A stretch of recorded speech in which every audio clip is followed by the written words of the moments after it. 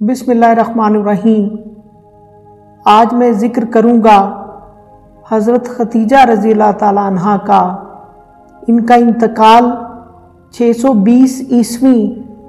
10 رمضان المبارک کو ہوا اور لوگوں میں سب سے پہلے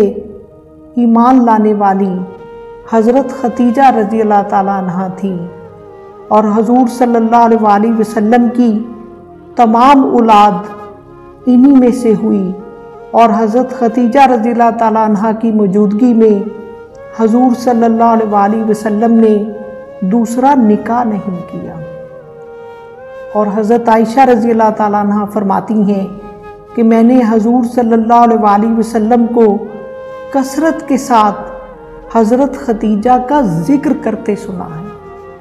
اور حضرت علی رضی اللہ تعالیٰ عنہ فرماتے ہیں کہ میں نے حضور صلی اللہ علیہ وسلم کو یہ کہتے سنا ہے کہ سب سے بہترین عورت مریم ہے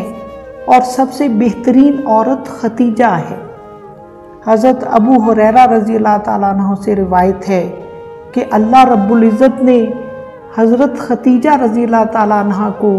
اسپیشل سلام بھیجا، ان کو جنتی عورتوں کی بشارت دی، اور جنت میں ان کا ایک محل ہے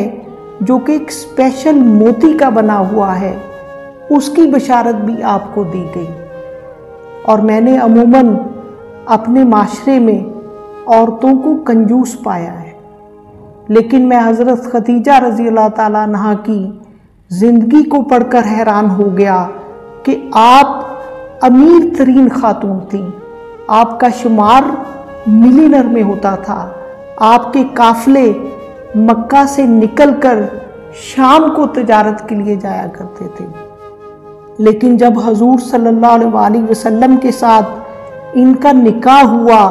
تو حضرت ختیجہ رضی اللہ تعالیٰ عنہ نے اپنا مال، اموال، مویشی، تحفے،